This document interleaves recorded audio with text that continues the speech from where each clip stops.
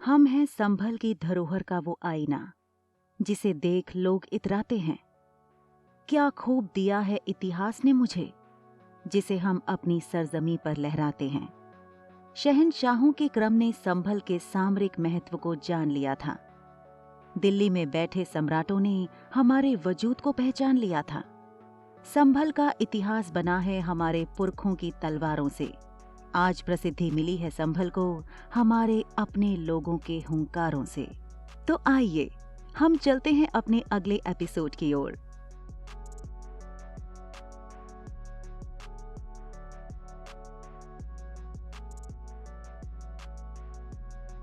जिसका नाम है संभल की पहचान, जिसके ऐतिहासिक, भौगोलिक, राजनीतिक और आर्थिक महत्व को समझते हुए इसके पर्यटक स्थलों व प्राचीन धरोहरों का अवलोकन करते हुए इस जिले की महत्वाकांक्षा को जानने का प्रयास करते हैं।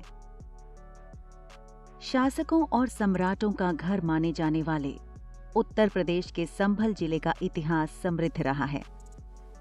राष्ट्रीय और अंतर्राष्ट्रीय स्तर पर हस्तशिल्प उत्पादों के मामले में प्रतिष्ठित और मशहूर संभल 28 सितंबर 2011 को उत्तर प्रदेश के 3 नए जिलों में से एक के तौर पर सामने आया।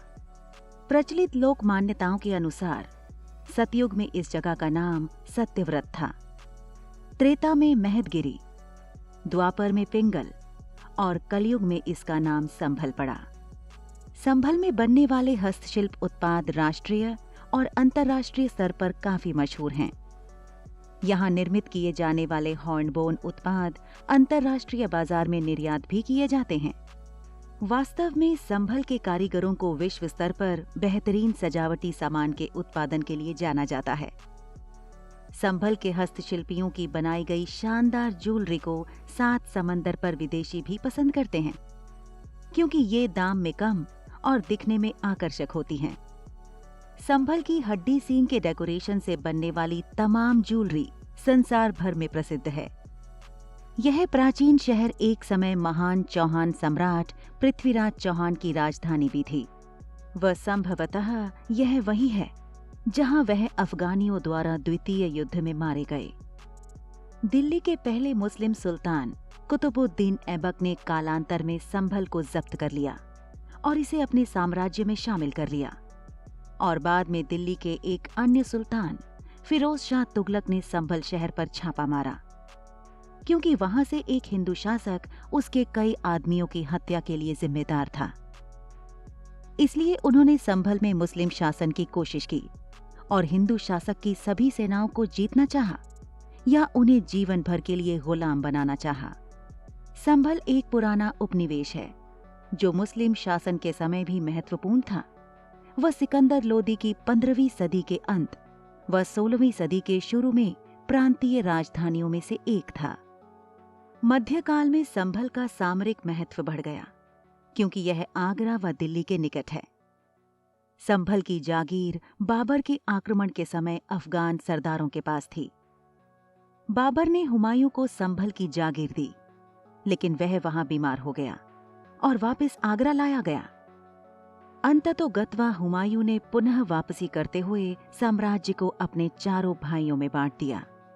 बंटवारे के उपरांत संभल अस्करी को मिला, लेकिन चौसा के युद्ध में शेरशाह सूरी ने हुमायूं को हराकर दिल्ली की गद्दी पर कब्जा कर लिया और अपने दामाद मुबारिज खां को संभल की जागीर दी। अब्बास खान शेरवानी के अनुसार बाबर के सेनापतियों ने यहाँ कई मंदिरों को तोड़ा था और जैन मूर्तियों का खंडन किया था। संभल के बारे में कहा जाता है कि यह अकबर के शासन में फला फूला था, लेकिन बाद में लोकप्रियता में गिरावट आई जब अकबर के पोते शाहजहां को शहर का प्रभारी बनाया गया। भौगोलिक रूप से संभल जिला उत्तर प्रदेश के उत्तरी भाग में स्थित है, जिसका क्षेत्रफल 2453.30 वर्ग किलोमीटर व समुद्र तल से ऊंचाई 293 मीटर है।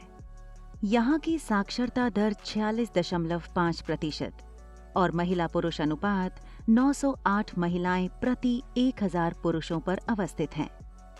ये जिला मुस्लिम बाहुल्य जिला है। संभल दिल्ली से 159 किलोमीटर पूर्व की तरफ है।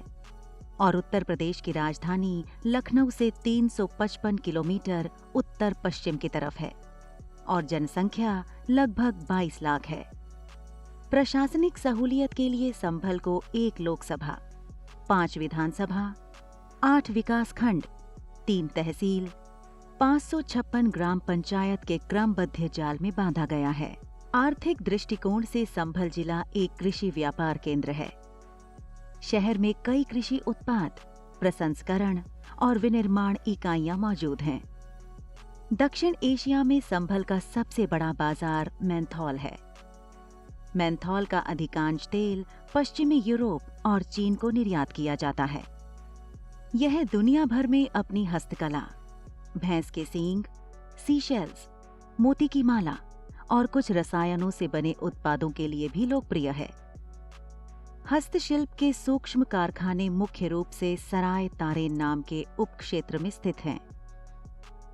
संभल एक छोटा सा शहर है, लेकिन पर्यटन के लिहाज से घूमने के लिए बहुत ही पुरातन शैली में निर्मित स्थलों का दीदार व धार्मिक आस्था से जुड़े मंदिर, मस्जिद का अवलोकन सहजता के साथ हो जाएगा।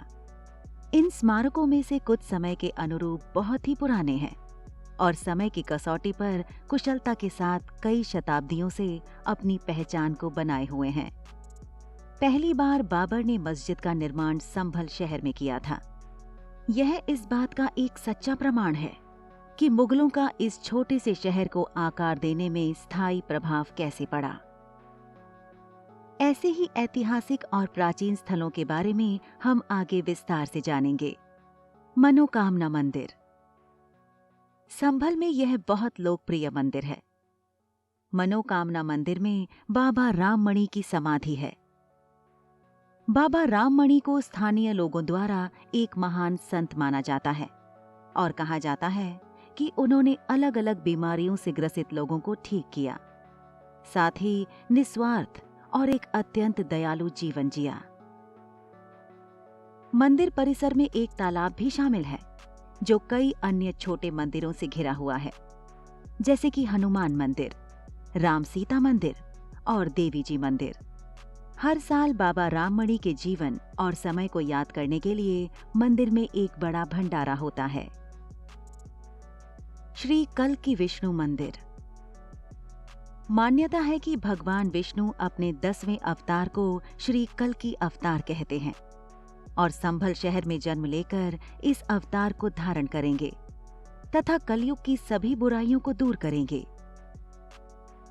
इस घटना के बारे में कहा जाता है कि यह ऐतिहासिक कालिखों द्वारा बहुत पहले ही भविष्यवाणी की गई थी और हिंदू महाकाव्य महाभारत में शामिल है। इस अवतार में विष्णु को एक सफेद घोड़े की सवारी करते हुए दिखाया गया है और इस दुनिया से सभी बुराइयों को प्रभावी ढंग से मिटाने के लिए हवा में तलवार लहराते हुए दिखाया गया है। तुर्कों वाली मस्जिद। जैसा कि पहले उल्लेख किया गया है, तुर्की और मुस्लिम शासकों द्वारा कब्जे में होने के कारण संभल शहर में 70% मुस्लिम आबादी है और इसलिए इस्लाम यहाँ व्यापक धर्म है। इस शहर में कई मस्जिदें हैं और तुर्कों वाली मस्जिद संभल में सबसे लोकप्रिय मस्जिदों में से एक है। इसमें अद्भुत वास्तुकला है जो लोदी और मुगल साम्राज्यों की याद दिलाती है। जामा मस्जिद संभल। जामा मस्जिद, जिसे बाबरी मस्जिद भी कहा जाता है, संभल के सबसे पुराने स्मारकों में से एक है। यह संभल का एक विरासत स्थल। यह मस्जिद 1528 में सम्राट बाबर के आदेश के तहत मीर बेग द्वारा बनवाई गई थी। जो बात इसे और भी ऐतिहासिक बनाती है वह यह है कि बाबर ने स्वयं इस मस्जिद का पहला पत्थर बनवाया था। इस प्रकार यह एक ऐसा स्थान बन गया जो इतिहास में समा गया है। यह मस्जिद वास्तुकला की विशिष्ट मुगल शैली की याद दिलाती है। घंटाघर। क्लॉक टावर के बारे में कहा जाता है कि यह बहुत लंबे समय से मौजूद है। यह एक लाल और सफेद इमारत है जिसमें इमारत के सभी 4 मुखों पर घड़ी की मेजबानी की जाती है। टावर अभी भी एक महान वास्तुशिल्प का टुकड़ा है जो इस छोटे से शहर में काफी प्रसिद्ध है। कैला देवी मंदिर। कैला देवी मंदिर का लंबा इतिहास रहा है। देश में मां कैला के 2 मंदिर हैं, पहला राजस्थान में और दूसरा संभल के भांगा इलाके में। नवरात्रि में यहां सिंह के देव दर्शन होते हैं। मंदिर परिसर में स्थित बरगद के पेड़ का भी बहुत महत्व है। कहा जाता है कि यह बरगद का पेड़ 700 साल पुराना है। तोता मैना की कब्र। संभल में स्थित यह तोता मैना की कब्र एक रहस्यमयी कब्र है, जिसके बारे में कहा जाता है कि तोता मैना की मजार का इतिहास 1000 से भी ज्यादा पुराना है। कहते हैं कि पृथ्वीराज चौहान इस जंगल में तोता मैना के जोड़े को देखकर बहुत खुश होते थे और वे अक्सर उन्हें देखने आते थे। जब ये तोता मैना नहीं रहे तो राजा ने उनकी याद में ये मजार यानी कब्र बनवा दी। साथ ही उनके किस्से भी इसके ऊपर दर्ज करवा दिए। लेकिन इस कब्र के ऊपर क्या लिखा है, ये आज तक कोई पढ़ नहीं पाया है। धन्यवाद।